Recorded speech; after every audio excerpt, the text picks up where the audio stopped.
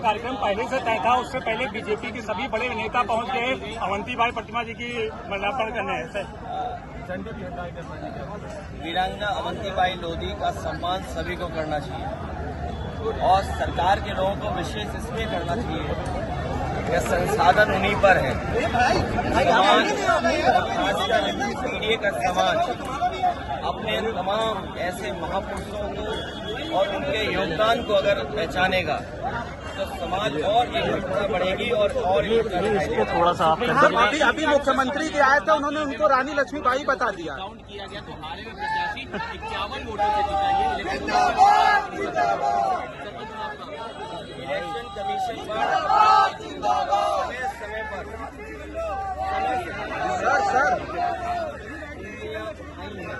थोड़ा नीचे करो। और चाहे वो प्रधानी का चुनाव हो, विधानसभा का चुनाव हो, लोकसभा का चुनाव हो या अन्य चुनाव हो, ये इलेक्शन कमीशन की जिम्मेदारी बनती है कि निष्पक्ष चुनाव हो। निष्पक्ष चुनाव के साथ साथ इलेक्शन कमीशन की इंस्टीट्यूशन पे लोगों को और भरोसा बढ़े।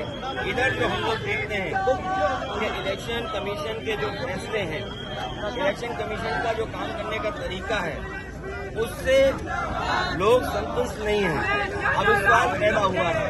अभी हाल ही में जो वोट चोरी, वोट डकैती को लेकर के बड़े पैमाने पर देश को इंडिया गठबंधन और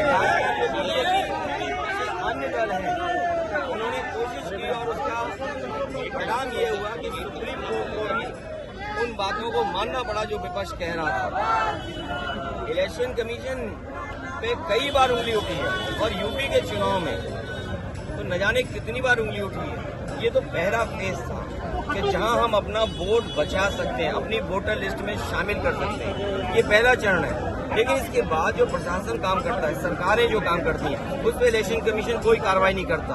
मुझे याद है कि जिस समय उंगली उठाई थी इलेक्शन कमीशन पर, तो 18,000 वोटों का जो डिलीट किया गया था, उनकी जानकारी इलेक्शन कमीशन को दी एफिडेविट के साथ दी।